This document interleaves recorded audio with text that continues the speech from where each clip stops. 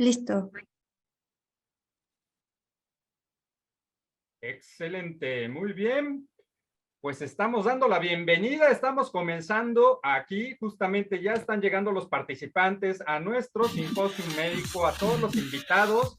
Les queremos dar la bienvenida porque esto está y el día de hoy tenemos información supremamente importante para ti en este Simposium Internacional Médico 2022, Medicina Mitocondrial con Nanobiotecnología, Actualización e Innovación Médica. El día de hoy vas a llenarte de información que va a nutrir hasta tus mitocondrias, justamente, porque tenemos información que puede cambiarte la perspectiva y queremos que de alguna manera tengas esa apertura. Si eres un profesional de la salud, si estás en el ramo de la salud, queremos que de alguna manera este mensaje pueda llegar a ti para que puedas transmitir esta información a otras personas y a tus pacientes. Puedes llegar, darles una esperanza más de vida totalmente diferente. El día de hoy tenemos ponentes de talla internacional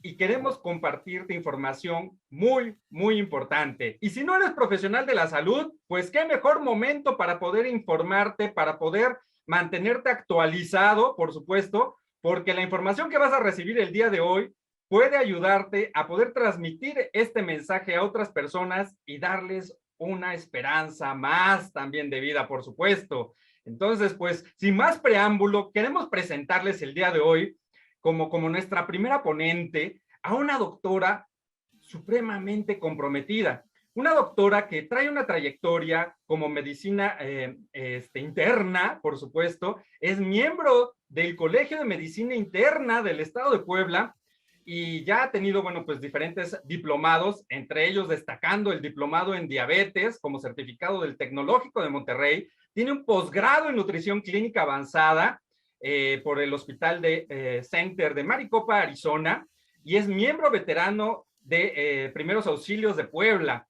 También ha sido miembro honorario de la Fundación Michu Mao y tiene un máster en desarrollo humano. Qué mejor, amigos, que realmente un médico que te está hablando desde el corazón, un médico comprometido, y queremos darle la bienvenida para que nos dé el primer tema: control glicémico con antioxidantes intramitocondriales, calidad de vida para diabéticos. Demos la bienvenida, por supuesto, a la doctora Nidia García Bello. Adelante, doctora. Gracias, buen día a todos. Bienvenidos a este simposio. Bienvenidos a este momento de aprendizaje y de compartir experiencias también. Y hoy vamos a abordar un tema importantísimo en nuestra vida diaria, que es la herencia glucémica.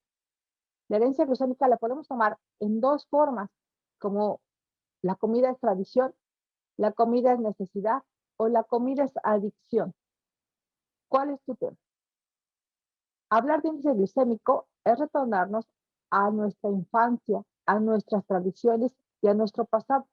La comida mexicana, no siempre estamos hablando de maíz y de tortillas y de masa, sino es retornarnos a nuestros ancestros, a nuestra antigüedad. La comida desde tiempos antiguos se ha estigmatizado y algunas otras veces se ha prohibido. Algunos alimentos quedaron prohibidos desde la antigüedad, pero se retomaron por algunos temas de energía, de proteínas, de nutrimentos. Las antiguas civilizaciones como los mayas, los aztecas, los chinos, los egipcios y sobre todo los japoneses consideraban a los alimentos como un tributo a los dioses, por lo que para ellos la comida tiene un valor importantísimo. Entonces dime, y te quiero dejar esta pregunta al aire: ¿la comida es una tradición, es una necesidad o es una adicción? ¿Para ti qué es la comida?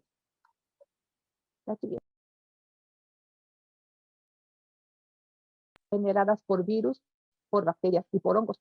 Muestra totalmente la vulnerabilidad del ser humano y creo que lo vivimos. La microbiota intestinal se ha modificado conforme los alimentos se han alterado genéticamente, con el fin de buscar un superalimento. La disbiosis se ha asociado a una serie de trastornos gastrointestinales y enfermedades crónico-degenerativas.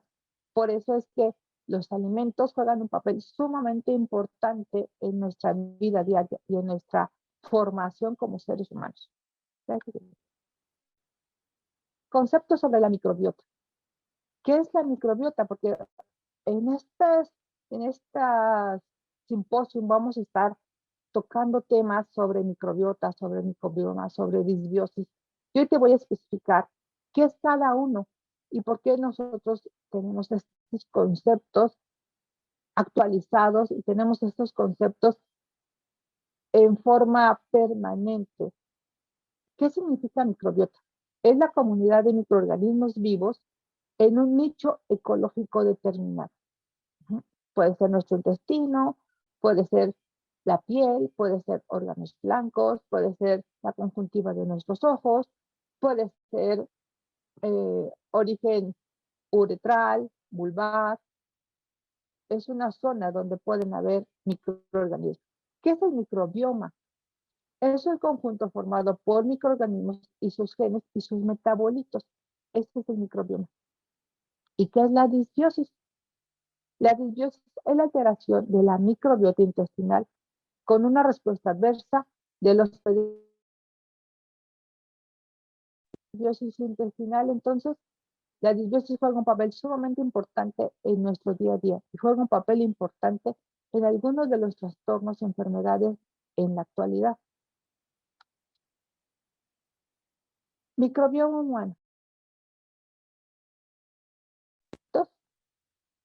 Gastrointestinal, genitourinarios o respiratorios o en la piel que los podemos encontrar ahí, donde se puede tomar un cultivo, donde podemos tomar una muestra. ¿Qué es la metagenómica? Es el complejo formado por material genético del microbioma y del hospedero. ¿Y qué es la metagenómica? Es el análisis del material genético y las bacterias directamente de una muestra al estudio. Entonces, es cuando tomamos una muestra para estudiarla. Lo que es la ciencia en sí nos ha llevado a la tecnología específica de crear nuevos medicamentos, nuevos nutrimentos, nuevos tipos de alimentos que potencializan, obviamente, el beneficio de consumirlos. ¿Qué significa la metaclistomia? Es el estudio del ARN total transcrito de una bacteria hacia el hospedero. ¿Qué es la metaproteómica? Es el estudio específico de las proteínas de cada alimento. Algunos alimentos contienen vitaminas y algunos alimentos contienen proteínas. Y la metaproteómica estudia específicamente las proteínas que se van a enlazar como código genético con el bioma que tenemos en nuestro cuerpo. ¿Qué es la metabolómica? Son los estudios de los perfiles metabólicos de cada bacteria. Esa es la metabolómica. Y hoy traemos esta ciencia especificando cada punto del estudio y de la ciencia para que sea beneficio del ser humano, para que sea beneficio de nuestra cultura y de nuestra alimentación.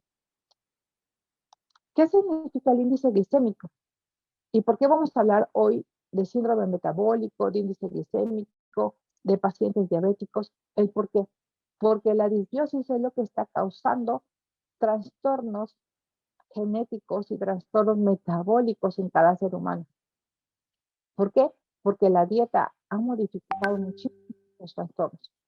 Es una medida que proporciona la información de qué tan rápido aumentan los niveles de azúcar en la sangre tras la ingesta de un determinado alimento.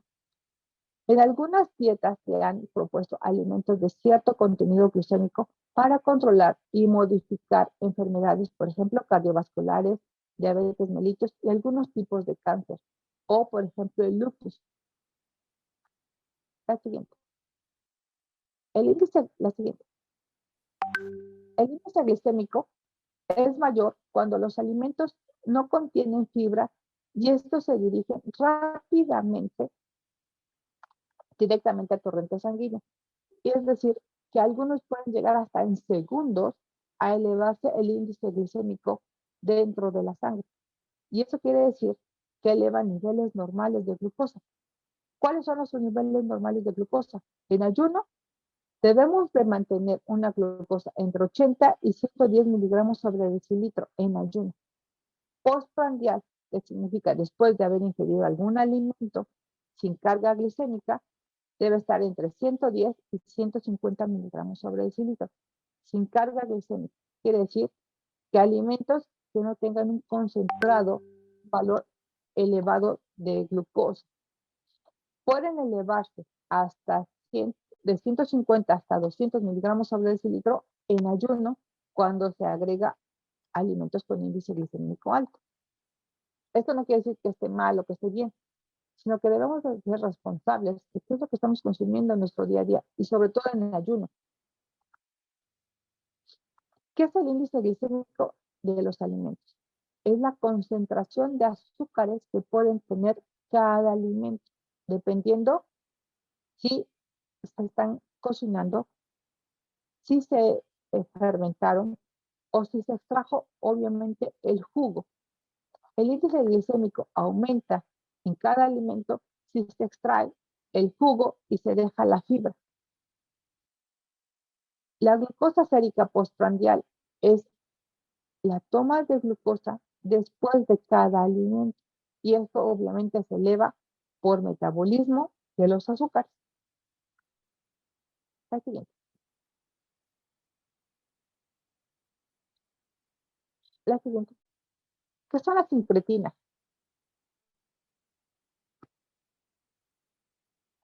La siguiente. ¿Qué son las incretinas? Las incretinas son un grupo de hormonas producidas en el sistema gastrointestinal que aumentan la secreción de la insulina de manera dependiente de la glucosa. Las incretinas realmente se ha encontrado, más o menos tiene unos 10 años,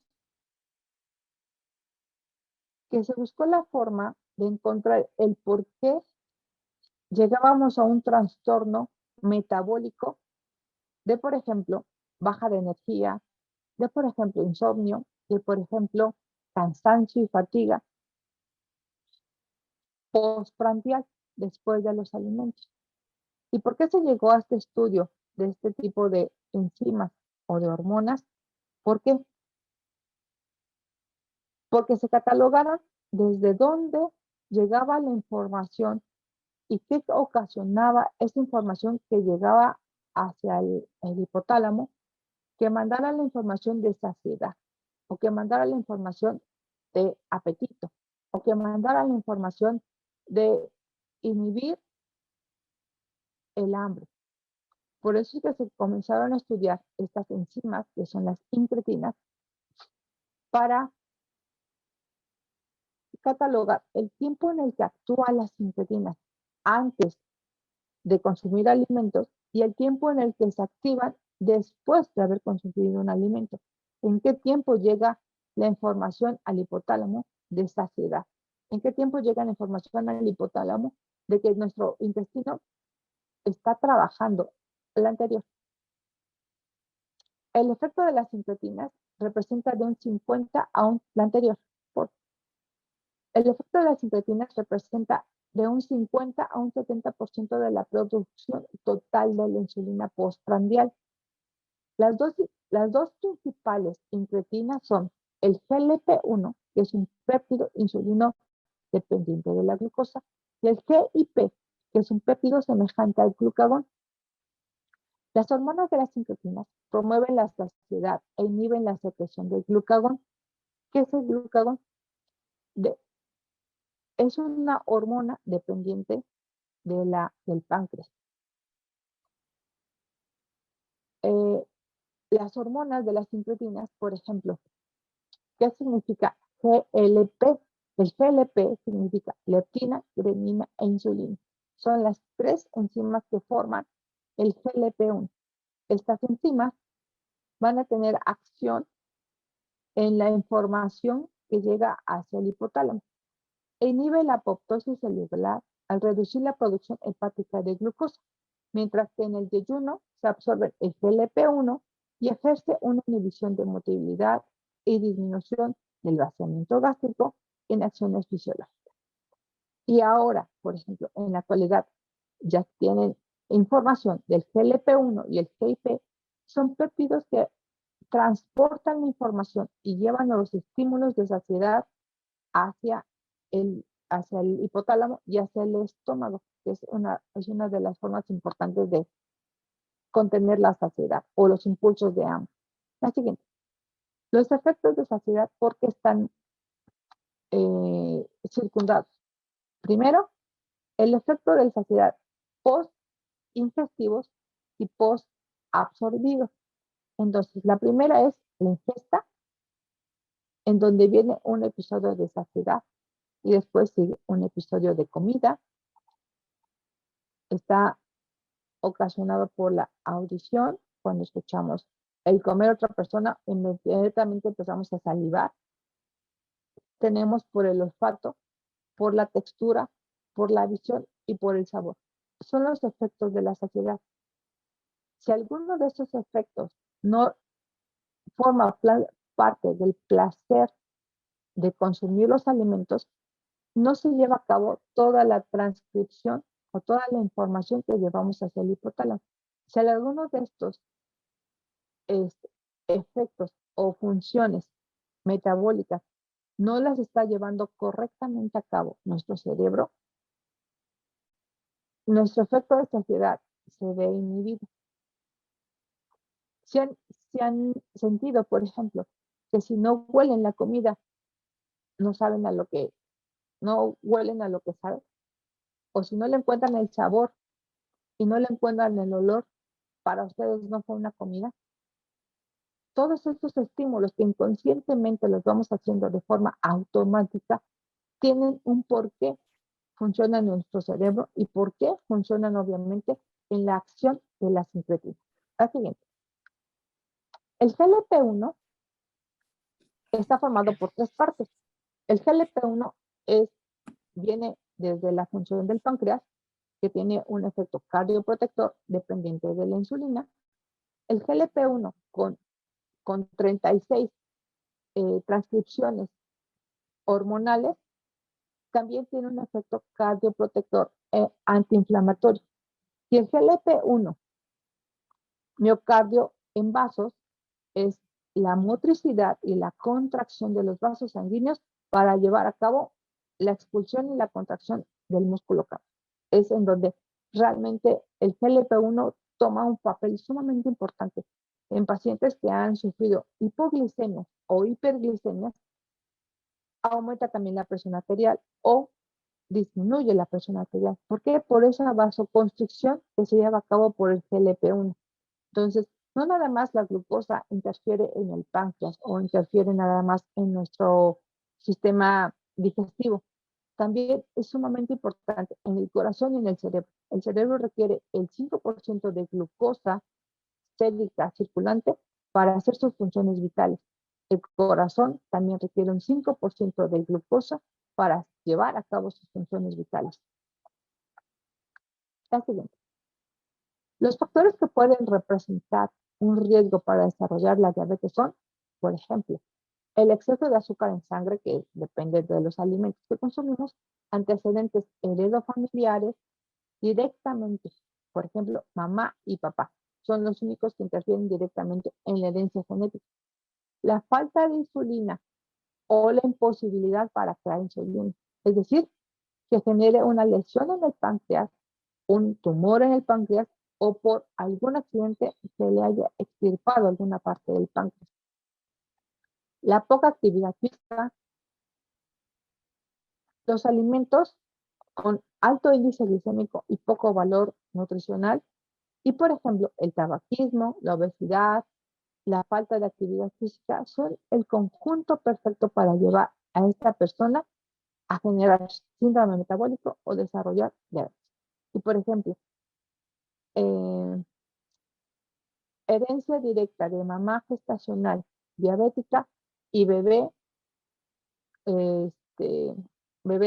con esa mamá que tiene la información genética de diabetes, el bebé tiene el 50% de ser un un antecedente diabético infantil o juvenil, porque tiene directamente la información. La siguiente. La fisiopatología de las incretinas es el efecto que consiste en la liberación de la mayor cantidad de insulina por el páncreas cuando el estímulo de la glucosa es gastrointestinal. Es decir, las incretinas solo se van a activar cuando nosotros ingerimos alimentos, es cuando se activa.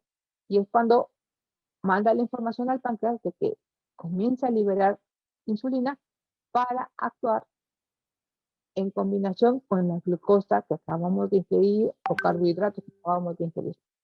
Pero el estímulo endovenoso de las incretinas disminuye en pacientes insulinodependientes cuando la liberación de la insulina es por medio de un estímulo.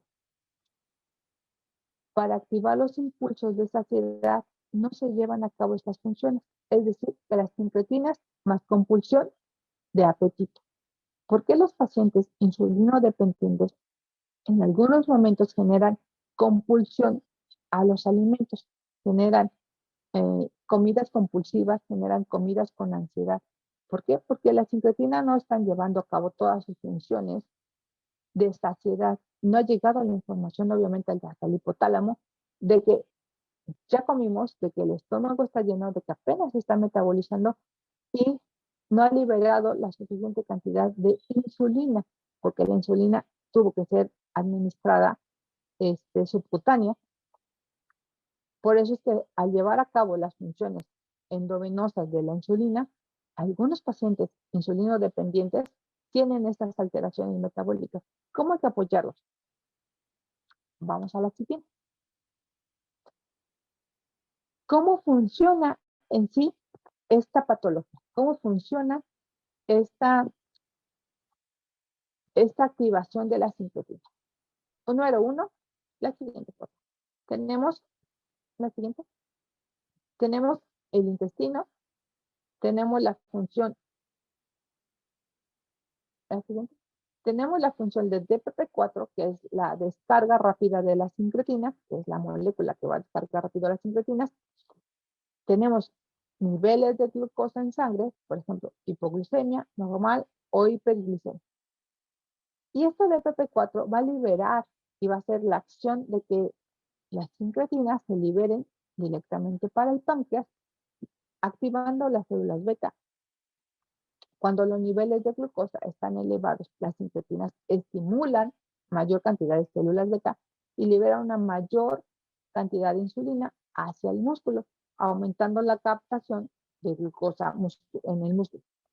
Y si, por ejemplo, las incretinas están en menor cantidad, activan las células alfa, liberando el glucagón directamente del hígado. Entonces son dos funciones completamente distintas.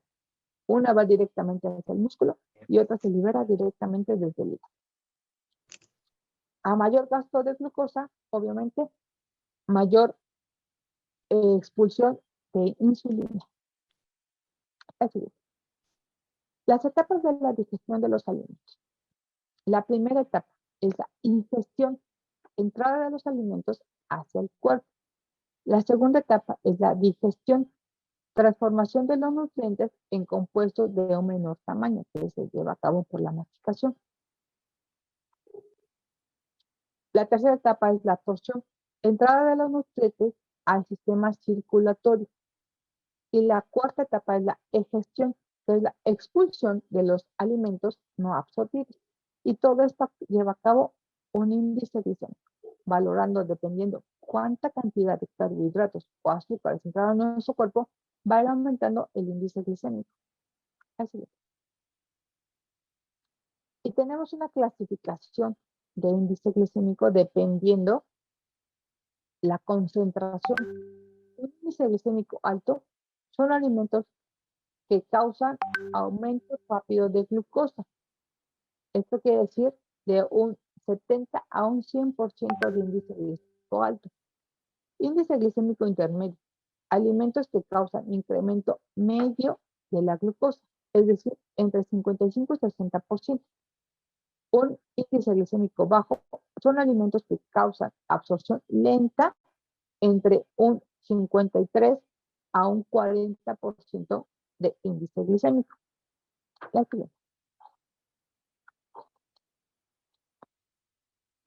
¿Y cuáles son los factores que afectan el índice glicémico?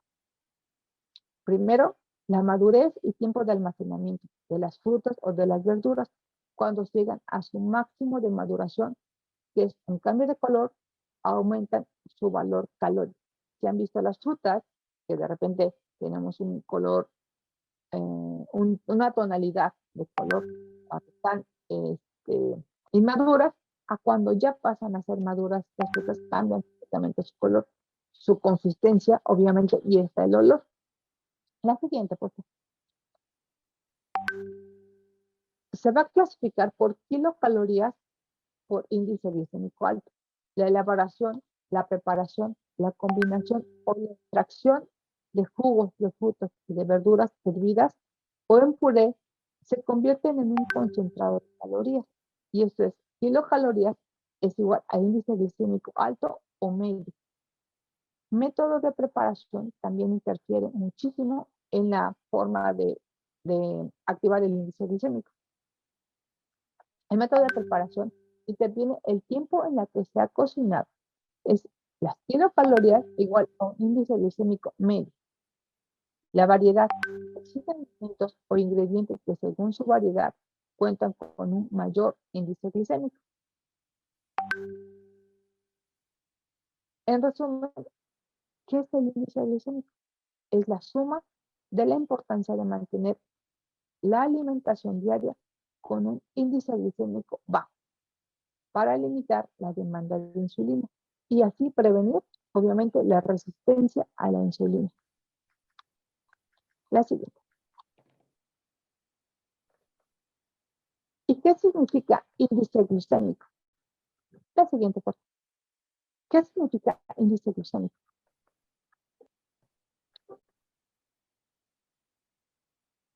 Indica la velocidad de absorción de los carbohidratos en un alimento variado según su clasificación en simples, compuestos o refinados. ¿Y qué significa carga glucémica? Es el valor predictivo de la respuesta glucémica de un alimento resultado de un cálculo teórico. El cálculo de la carga genética o de la carga glucémica. Eso se los voy a dejar ahí de tarea. Índice glicémico por el porcentaje de hidratos de carbono o carbohidratos que vamos a consumir. Entonces, esta suma nos va a llevar a un porcentaje que podemos ser un porcentaje mayor a 20, porcentaje medio desde 10 a 19 y porcentaje bajo que es menor a 10. ¿Cómo se lleva a cabo este cálculo? Hay fracciones de los alimentos que podemos tener, por ejemplo, en las etiquetas de algunos alimentos, podemos tener cuánto concentrado tiene de calorías o de índice glicémico. Hay un listado también en donde se tiene catalogado cuál es el índice glicémico de cada alimento, de cada fruta. En un momento se los puedo dar para que podamos llevar, si tú llevas a cabo, obviamente, tu cuenta, tu categoría de kilocalorías que consumes al día, eso es sumamente importante para no elevar los niveles de glucosa en sangre. ¿Qué es el síndrome metabólico? El síndrome metabólico nos lleva a conocer algunas complicaciones en la salud. La siguiente, por favor. Algunas complicaciones en la salud, y esto se reconoce como un individuo causado por factores epigenéticos y metabólicos, que es la resistencia a la insulina, intolerancia a la glucosa, alimentos, aumento en los índices de triglicéridos, sobrepeso y estreñimiento. ¿Desde dónde podemos, desde cuándo estamos propensos o tenemos esta información para convertirnos en un síndrome metabólico? Obviamente lo tenemos desde el nacimiento, como lo vimos hace ratito. Lo tenemos desde la información genética de nuestra mamá. Es la que directamente nos lleva a tener esa carga genética de desarrollar síndrome metabólico o desarrollar diabetes. Pero hace muchos años, ustedes se acordarán que los papás, las mamás, las abuelitas siempre pedían un bebé gordito, que estuviera así apapachable. Y ese niño se iba convirtiendo, conforme iba creciendo, en un niño con sobrepeso, en un niño con obesidad, en un niño que le hacían bullying por el sobrepeso. Y ese niño se convirtió en un paciente, obviamente, diabético, en un paciente con síndrome metabólico, en un paciente con resistencia a la insulina a muy temprana edad. Y tuvimos pacientes con resistencia a la insulina a los 20 años, paciente con síndrome metabólico desde los 30 años. ¿Por qué? Porque nuestra herencia así lo marcaba, que deberíamos tener niñitos gorditos, y eso nos llevaba a tener sobrepeso y obesidad desde la infancia. La siguiente. El síndrome metabólico se considera una constelación de factores de riesgo que aparecen de forma simultánea o secuencial con manifestaciones comunes como el cansancio, el insomnio, la poliuria nocturna, acantosis, cascada urémica, edema, dolor e inflamación. La prevalencia del síndrome metabólico varía de acuerdo a la edad, al estilo de vida, a la alimentación, a factores genéticos que predisponen al individuo a la susceptibilidad genómica de la enzima LOCUS 3Q27A. Esta es la enzima que nos lleva a tener una herencia metabólica alterada. Se han estudiado a través de la metagenómica qué enzima es la que está predisponiendo a cada persona ya con un antecedente, y se llevó a cabo que la enzima LOCUS es la que lleva la transcripción genética de esta información. La metagenómica, la metagenómica en síndrome metabólico. Los estudios de genoma han encontrado que LOCUS es una enzima de susceptibilidad para diabetes mellitus y para síndrome metabólico en el cromosoma 3Q27A, donde se ha localizado el gen para la adiponeptina. Es una hormona derivada del gen que protege del factor de la sensibilidad a la insulina. Los adipocitos segregan productos biológicos como la leptina, TNA-alfa, los alfa ácidos grasos libres, que son los que modulan el proceso de secreción y de acción de la insulina, y el proceso corporal que contribuye al síndrome metabólico. El síndrome metabólico se considera como una entidad que requiere ser diagnosticada y tratada como una epidemia. En el Centro para Control de Enfermedades, la CDC, ha reconocido la identificación inmediata y el control y tratamiento inmediato y multidisciplinario a quienes se les diagnostica por primera vez o debutan con síndrome metabólico o diabetes mellitus, a la reducción de las causas subyacentes de riesgo cardiovascular, obesidad.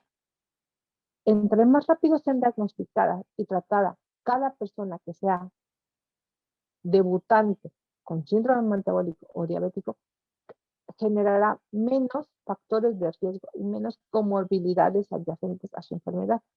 Por eso los tratamientos y los defectos de riesgo lipídico y resistencia a la insulina. Entre más rápido ese paciente se atienda y inicie un tratamiento, mejor calidad de vida tendrá, menos daños colaterales a órganos podrá ejercer. La siguiente. La primera vez que se clasificó el síndrome metabólico fue por la OMS, fue en 1998. Surgió como una denominación para ese conjunto de complicaciones en niños y en adultos, porque fue cuando se dieron cuenta que el cambio de hábitos alimenticios, el cambio de dieta, estaba llevando a niños, porque fue los primeros que se diagnosticaron, se estaba llevando a niños ya con obesidad, sobrepeso, y algunos niños ya eran insulino dependientes en 1998. El síndrome metabólico se considera una enfermedad de factores de riesgo lipídico y glucémico que pueden aparecer de una forma simultánea o secuencial. Por ejemplo, la fatiga, el cansancio, el insomnio El ovario poliquístico, acantosis, cascada urémica, el edema, inflamación, dolores musculares, pérdida de la visión, sed y cefalea, estaban siendo estos síntomas a niños menores de 15 años y se diagnosticaron a niños insulinodependientes menores de 15 años. La prevalencia del síndrome metabólico tiene variaciones epigenéticos y metabólicos. Por ejemplo, el exceso de calorías en el embarazo llevan a un sobrepeso y llevan a diabetes gestacional. El incremento de adiposidad visceral, anomalías genéticas en una o más proteínas en la cascada de acción de las insulinas, niveles reducidos de los receptores de insulina, actividad tirosinasa en músculo esquelético, inhibidores en función de las incretinas y microalbuminuria, marcadores de daño renal, aumento de las enzimas renina, angiotensina que conllevan a hipertensión. Esas son algunas de las reacciones que genera nuestro cuerpo enzimáticamente. La siguiente. ¿Y por qué todo esto se engloba y se lleva a una misma función? ¿Por qué? Porque es el hígado quien filtra algunas funciones enzimáticas y metabólicas de la glucosa. La siguiente, por favor. El hígado procesa más de 500 funciones vitales para el cuerpo. Filtra la sangre para eliminar toxinas y sustancias nocivas y bacterias. Regula la glucosa mediante la conversión del exceso de glucosa en glucógeno para almacenamiento y funciones vitales. Convierte el fármaco en forma activa. Almacena vitaminas y minerales con la vitamina A, la B, la D, la K, el zinc, el hierro, el cobre y el cromo. Y estas son funciones específicas y metabolitos específicos para la función tanto hematopoyética como de funciones endocrinológicas.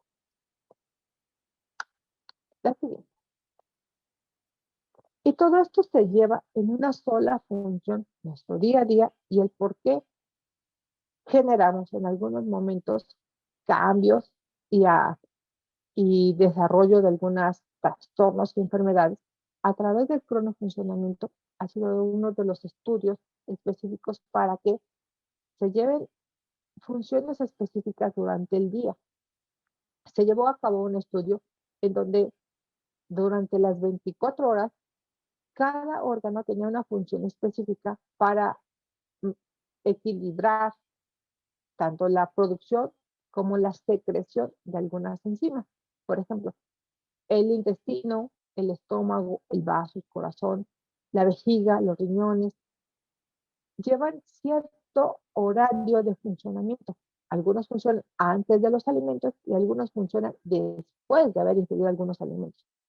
¿Y cómo vamos a llevar a cabo este cronofuncionamiento? A través de algunos ritmos que se llevamos algunas funciones como el ritmo circadiano, que es la sincronización para los alimentos. Es lo que nos motiva y nos impulsa en los horarios de los alimentos, que son nuestros ciclos circadianos. Así que el ritmo ultradiano significa, por ejemplo, un electroencefalograma. Nos va a medir los segundos. Un segundo, por ejemplo, es el impulso eléctrico del corazón. 100 segundos es el ritmo respiratorio. 60 minutos es la secreción pulsátil de las hormonas. 90 minutos es el estadio del sueño. El ritmo circadiano dura 24 horas activas. La actividad locomotora del ciclo de vigía y de sueño. Y obviamente la regulación de la temperatura corporal.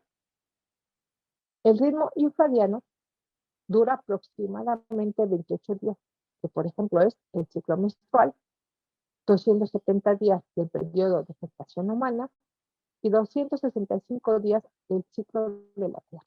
Entonces, estos son nuestros 3 ciclos que llevan a ciclos, es cuando algunas alteraciones metabólicas hormonales también se alteran en nuestros ciclos. ¿Cuáles son nuestros 3 ciclos de vida? Por ejemplo, el ritmo circadiano. son todos los cambios físicos y mentales conductuales que dividen por las 24 horas. Estos procesos naturales se rigen a la luz y la oscuridad, el día y la noche. Están presentes en todos los seres vivos. Por ejemplo, en los humanos, en los animales, en las plantas y en microorganismos. En los humanos están activados por el cortisol, la melatonina y la infinidad de metabolitos. ¿Qué tiene que ver todo esto, estos ciclos, con el síndrome metabólico y con la glucosa? Cuando se ven alterados algunos de estos ciclos, obviamente también nuestro metabolismo se va alterado y comienza la acumulación, la, la, la fermentación de, por ejemplo, de glucosa, de triglicéridos, de ácido úrico. Y es cuando inicia este ciclo para el síndrome metabólico. El ritmo ultradiano dura menos de 24 horas y son algunas funciones biológicas y metabólicas de todo ser viviente. Por ejemplo, la digestión de los alimentos, las fases del sueño, la circulación de la sangre, la secreción de las hormonas y la curva de rendimiento energético. El ritmo ultradiano también está ligado sumamente en el síndrome metabólico. ¿Por qué? Si el ritmo ultradiano se ve afectado porque dura 24 horas y si este paciente tiene algún ritmo o un estilo de vida que limita, obviamente, los tiempos diurnos y nocturnos, también el proceso de digestión se ve alterado, el proceso de metabolización también se ve alterado y el proceso hormonal y de secreción tiroidea también se ve alterado. Por eso es que las funciones rítmicas de nuestro metabolismo son sumamente importantes. La siguiente. Otra de las funciones, la siguiente. Otra de las funciones metabólicas es el ritmo infradiano. La siguiente. Por ejemplo, infradiano, la anterior. Infradiano significa más allá. Lo que significa es que va más allá de un día. Y eso quiere decir que son los ciclos, obviamente, de la Tierra. Son los ciclos de la Tierra, los ciclos biológicos, como todas las estaciones del año. Entonces, un ritmo infradiano son las estaciones que también afectan metabólicamente nuestras conductas. Por ejemplo, cuando hace frío, en invierno, consumimos alimentos con alto contenido glicémico y alto contenido calórico, obviamente para regular nuestra temperatura. Cuando es primavera, consumimos alimentos ricos en glucosa para generar saciedad de sed, alimentos ricos en carbohidratos por la energía. Entonces, completamente nuestros ritmos se empatan con la actividad metabólica que tenemos día a día. La siguiente foto. Y te voy a hablar de metabolitos. Los metabolitos son obviamente una función sumamente importante en cada función específica de algunas enzimas. Por ejemplo, el ácido carnósico desempeña un papel principal con las capacidades únicas gracias a su alto contenido de aceites esenciales. La L-glutamina es un aminoácido de los 20 que ya existen en nuestro sistema y que está modificado por el código genético estándar es el que más abunda en nuestro cuerpo para mediar el proceso inflamatorio. La serina es un aminoácido derivado de la glicina que sale en forma de L-glicina, como se transforma, y son aminoácidos esenciales para la salud mental. La metionina es un aminoácido derivado de las proteínas y su función metabólica es descomponer las grasas, principalmente como fuente de azufre en nuestro cuerpo, que es el azufre, una forma de eliminar igual las toxinas y las proteínas. ¿Y cuál es el propósito de un sistema ADS? El sistema ADS va a consistir en una biodisponibilidad y absorción intracelular, creando un cambio en la colonización intestinal a través de estudios de la metagenómica y metabolómica Con más de 40 años de investigación, se ha concluido que del 90% de enfermedades patológicas crónico-degenerativas dependen 100% de la metagenomics. Por ejemplo, la diabetes mellitus, síndrome metabólico, artritis reumatoide, artritis gotosa, artritis degenerativa, el acné, la enfermedad pélvico-inflamatoria, el lupus eritomatoso y algunos tipos de cáncer y fibromas dependen 100% obviamente del proceso inflamatorio que lleva nuestro organismo.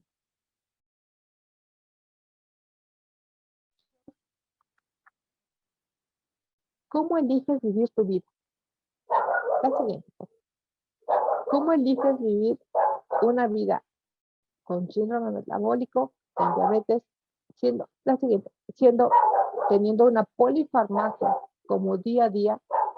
La siguiente. ¿Cómo eliges vivir tomando de 5 a 10 a 15 tabletas durante el día o como insulino dependiente? ¿Cuáles de las dos categorías eliges para vivir tu vida? Cuando podemos hacer una distinción en llevar a cabo una calidad de vida. Así es, a través de ensayos clínicos prospectivos, doble ciego, se ha catalogado la biodisponibilidad y control glucémico y síntomas y patología inflamatoria, los cuales mejoran del 10 a un 90% en la calidad de vida, en la calidad obviamente familiar y en la actividad laboral de un paciente diabético, un paciente con síndrome metabólico o con alguno de los trastornos inflamatorios que puedan llevar.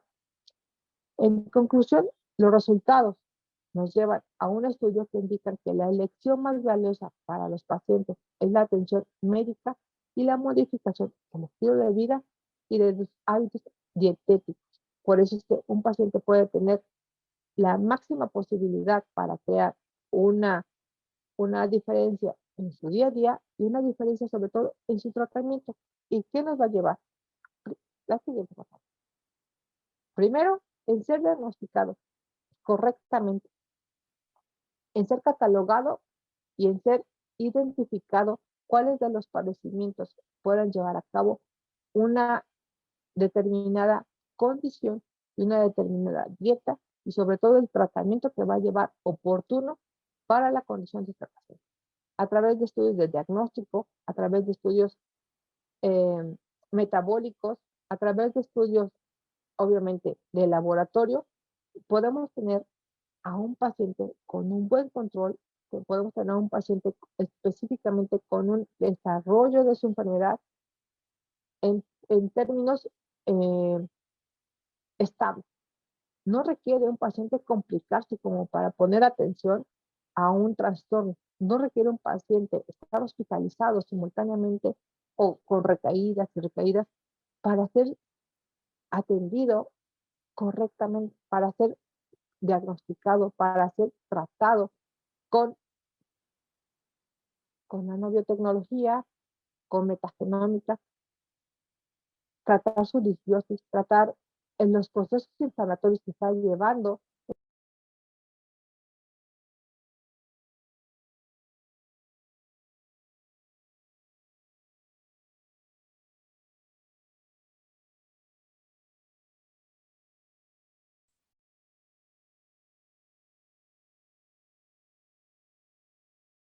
Por ahí estamos perdiendo un poquito la parte del audio de la doctora Nidia.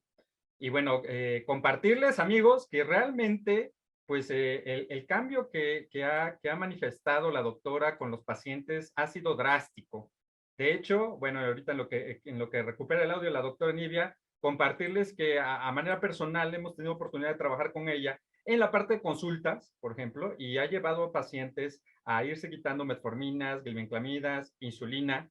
Y como bien dice la parte de su tema, control glicémico con antioxidantes intramitocondriales, el compartirles que pues la doctora está abierta y desde que empezó a descubrir este nuevo enfoque, pues la doctora ha visto un cambio impresionante, impresionante en la parte de los pacientes. Como ella bien lo menciona, ahorita en esta parte de la presentación, es importante tener un diagnóstico y control oportuno para la parte del paciente y bueno, pues ahorita le vamos a preguntar precisamente a la doctora, pues más al respecto. Creo que ya la tenemos aquí de regreso, doctora. ¿Está bien en la parte de su audio ahora sí?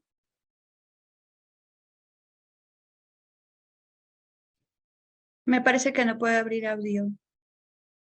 Ok, perfecto. Bueno, pues compartirles que la parte de los antioxidantes intramitocondriales que trabaja la parte de la doctora, pues es una patente. Es una patente que a lo largo de este simposium, justamente queremos que continúes con nosotros, porque en las siguientes ponencias vas a ir descubriendo más acerca de ello. Y justamente la patente que estamos manejando es un sistema de liberación avanzado que, ¿qué crees? Puede traspasar la doble membrana intramitocondrial. Es un tratamiento intramitocondrial, puede traspasar la doble membrana mitocondrial y eliminar el exceso de radicales libres, justamente, y reactivando nuestros propios antioxidantes naturales, como es superóxido dismutasa, glutatión peroxidasa y catalasa. Y si eres profesional de la salud, por supuesto, sabes de la importancia que tiene esto, justamente porque por ciclo de Krebs, por supuesto, se genera molécula de energía, molécula de ATP, empieza a haber precisamente la parte de una mejora en la circulación, una mejora en el funcionamiento de la fisiología celular, justamente de nuestros órganos. Entonces, esto es muy importante porque hablando del control glicémico, por supuesto, como tú sabes, la importancia de poder tener una reactivación a nivel mitocondrial, que es una de las piezas importantes para poder restablecer un metabolismo de manera adecuada, de manera normal. Entonces, en el control glicémico también está interviniendo la parte de las causas reales de lo que es la resistencia a la insulina. Hace un momento que la doctora nos compartía esta parte de los ciclos que tienen, y esto es bien interesante lo que nos está compartiendo la doctora, como el ciclo ultradiano, el ritmo circadiano y el ritmo infradiano. Qué importante el poder tener presente esto justamente en tu día a día, amigos, porque muchas veces llega a pasar que hay personas o hay pacientes que llegan a tener esa parte de ese desorden, ¿no? Ese desorden alimenticio, que llegamos a caer justamente con la vida moderna, que nos llega a dar esa parte que pues desayunamos a una hora, ya después estamos desayunando al otro día, al mediodía, o luego ya el desayuno ya se fue por la tarde. Eso es muy importante, justamente no perderlo de vista, el poder tener un hábito, el tener esos hábitos adecuados, una alimentación correcta. Me parece que ya regresó la doctora, ya se solucionó el problema. Perfecto. Gracias. Claro que sí. Perfecto, muy bien. Continuamos, doctora, entonces, con la ponencia. El micrófono está cerrado, la doctora. Perfecto, doctora, si nos puede apoyar abriendo su micrófono. Por ahí nos comenta en el chat, María de Lourdes dice, ¿podrían compartir la grabación? Claro que sí, por supuesto. Vamos a mantener presente este material precisamente para ustedes y para que obviamente pues las personas que se lo hayan perdido, pues por supuesto lo puedan compartir. Perfecto. Gracias, Beto. Continuamos. Con gusto. Entonces, continuamos con la doctora. Gracias. Algunos pacientes, obviamente, entre más rápido podamos diagnosticarlos y ser partícipes de su dieta, de su tratamiento y llevar a cabo algunas correcciones sobre su patología, sobre síndrome metabólico, sobre diabetes, mejor calidad de vida tendrán los pacientes y mejor oportunidad de corregir el daño celular que ya per se está presentando, obviamente, por alguna de las patologías. La siguiente, por favor.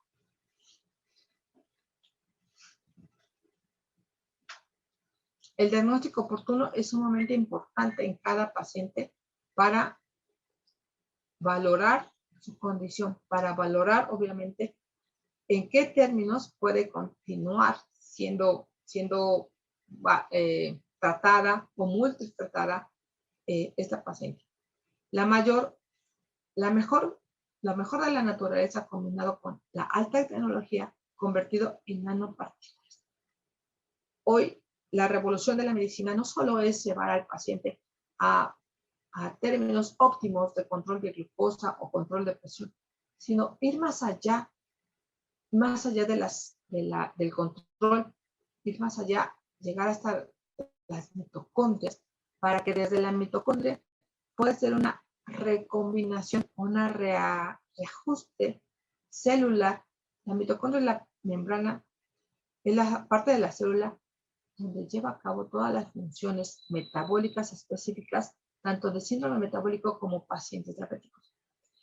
Las mitocondrias están catalogadas como una extensión de la célula más productiva que la misma célula. Entonces, hace muchos años no se podía tener estos estudios específicos. Ahora, con la revolución de la medicina, podemos llegar exactamente hasta la mitocondria. Por eso, esta revolución en la metagenómica y obviamente en la disbiosis, que ya se pudo haber encontrado los estudios específicos para catalogar que las bacterias juegan un papel sumamente importante en la condición de cada paciente. Entonces, hoy nos queremos llevar a esta revolución en la medicina, esta revolución en las células que van a mejorar la condición y la calidad de vida de cada paciente que esté en contacto, obviamente, con un buen control, con un buen diagnóstico. Entonces, la siguiente, por favor. Hoy les doy las gracias por ser parte de este simposio. Les doy las gracias a todos por permitirnos llevar a cabo un poquito más sobre la revolución de la tecnología y de la ciencia y de la salud. Les doy las gracias y vamos con las preguntas. Claro que sí, amigos. Bueno, pues si tienen alguna pregunta que comentarle, que decirle a la doctora, pues ahorita es el momento, justamente el compartirles. Que hace un momento, doctora, bueno, pues les decíamos, ¿podría ustedes compartirnos un poco su experiencia en el control glicémico que ha llevado con sus pacientes? Porque ya ha trabajado bastante esta tecnología. ¿Qué experiencias ha tenido? ¿Qué importancia ha visto usted en el control glicémico de sus pacientes, doctora? Claro, el control se vaya a llevar a cabo primero es cambiar los hábitos dietéticos de cada paciente. ¿Por qué? La dieta es sumamente importante, el control, estábamos hablando del control glicémico, el control metabólico de cada paciente y el llevar a cabo las funciones específicas, estábamos hablando desde la mitocondria, de la hidratación. La mitocondria es una parte de la célula que se deshidrata muy rápido y que pierde su funcionabilidad. No se había estudiado este tipo de alteraciones que pueden llegar hacia la célula, pero con la nanobiotecnología podemos tener la posibilidad de que un paciente, de que inició control metabólico, disminuir la concentración de dosis de insulina, disminuir la concentración de polifarmacia o completamente reajustar otra vez su tratamiento. No todos se lleva a cabo a través de 5, de 10, a veces de 7 medicamentos por un solo paciente al día, ¿no? O nada más en la mañana y luego sigue las 12 horas. Entonces, es modificar la condición de cada paciente gastrointestinal que generan pirosis, gastritis, reflujo gastroesofágico por pérdida, obviamente, de la mucosa, por exceso de medicamentos, por exceso de sustancias agresivas hacia, obviamente, la mucosa gástrica. Y esto va llevando a pacientes que regeneren otra vez la mucosa, que regeneren ese metabolismo gastrointestinal y que una sola tableta para control glicémico sea suficiente o una sola dosis sea suficiente para controlar, obviamente, la glucosa. Entonces, hemos tenido un excelente desarrollo en pacientes, obviamente, que están siendo tratados con nanobiotecnología y que esos pacientes han llevado una mejoría en su condición de salud, una mejoría en su calidad de vida, retornado otra vez a sus trabajos, retornado otra vez con su familia, retornado otra vez con la emoción de seguir vivos, de seguir viviendo, de seguir teniendo una unión con su familia.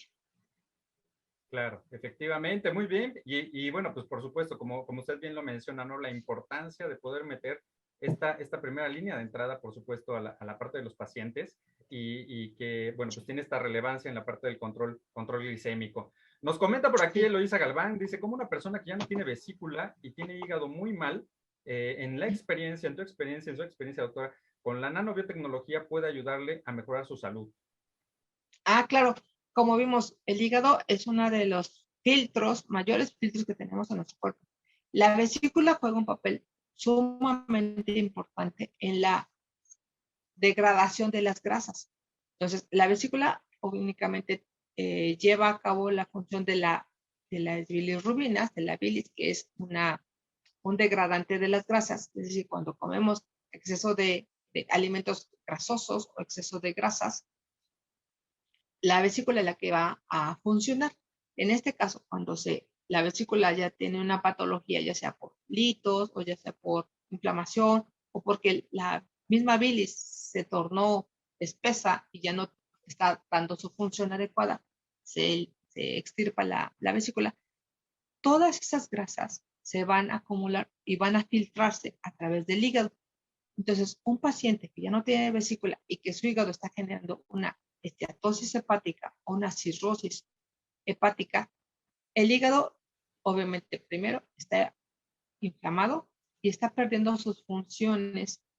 Puede ser las bilirrubinas, puede ser las transaminasas, esas funciones vitales que lleva a cabo el hígado se ven regeneradas cuando iniciamos un tratamiento con nanobiotecnología, porque estamos activando la función desde las células beta, las células alfa de hígado, que lo acabamos de ver en las diapositivas de las secretinas. Las células alfa son las que se activan para poder metabolizar las grasas, metabolizar los carbohidratos, porque ya no está la presencia de la vesícula. Y eso pasa directamente hacia el intestino. Entonces, directamente pasan todas las grasas, carbohidratos, se liberan y pasan directamente hacia el intestino. Entonces, ¿cómo podemos ayudar a este paciente que tiene alguna alteración hepática? Obviamente, generando una regeneración celular del hígado. El hígado es el único órgano que se regenera a través de las células hepáticas, son los hepatocitos. Los hepatocitos son las únicas células que se regeneran por sí. Entonces, si ellos van a tener con una porción del entre el 5 y 10% que pueda tener de viabilidad de esas células hepáticas, podemos regenerar, obviamente, un hígado enfermo. Así es. Excelente, muy bien, pues ya lo tienen realmente, bueno, pues incluso en regeneración, imagínense, en esa parte es bien, bien importante, regeneración del hígado, que es uno de los puntos importantes. Así es. Y si una persona que tiene diagnóstico de Parkinson, digo, a tema personal, incluso en la comunidad nos han compartido casos y testimonios impresionantes, Sí. en donde una persona incluso con Parkinson que estaba en reposo, estaba en la cama, ya no podía mover, ya no podía llevar sus funciones normales. Realmente, tiempo después, un par de meses después, la persona ya incluso aparece comiendo, tomando una sopa. Sí. Es uno de los testimonios más impresionantes que hemos tenido en cuestión de Parkinson. ¿A qué se debería eso, doctora? ¿Por qué? ¿Cómo ayuda al paciente en Parkinson? Realmente las funciones parkinsonianas o el daño parkinsoniano es una alteración desde el sistema locomotor, del sistema nervioso central, desde el cerebro. Cuando el cerebro se ve deshidratado por algunas alteraciones genéticas, como que también el Parkinson es genético, y actuamos en control de la nanobiotecnología, obviamente las células inician otra vez su hidratación, inician otra vez su liposolubilidad y su hidrosolubilidad y comienzan otra vez a tener esa transcripción entre neurona y neurona. Recordemos que las neuronas llevan a cabo una función, cargas eléctricas, y normalmente el Parkinson se altera por esos impulsos eléctricos, que son como descargas, es como si el paciente estuviera con descargas y descargas y descargas todo el tiempo musculares limitadas desde el cerebro. Entonces, cuando iniciamos con la nanobiotecnología, con tratamiento específico para cada paciente, cada tratamiento es obviamente individualizado, no son dosis específicas, son dosis individuales para cada trastorno y cada paciente. Llevamos a cabo una regeneración desde las dendritas del cerebro para que haya otra vez esas conexiones y se lleva a cabo la relajación de los impulsos de las cargas que lleva a cabo el Parkinson. Por eso es que un paciente se regenera. Fantástico, fantástico. Aquí nos dice Consuelo Hurtado, muchas gracias por valiosa información desde Perú, claro que sí. Saludos, por supuesto. Hasta allá, ya saben, este simposio de manera internacional. Nora Flores nos dice, Así los es. pacientes diabéticos que presentan disminución de glucosa después de un tiempo de tratamiento con nutracéuticos y metformina, hay un punto importante ahí, el hipoglicemiante, dice, ¿qué paso deben de seguir para evitar que les siga bajando la glucosa? Y también llevan control nutricional. ¿Qué deberían hacer para evitar que les siga bajando? Obviamente a suspender la metformina.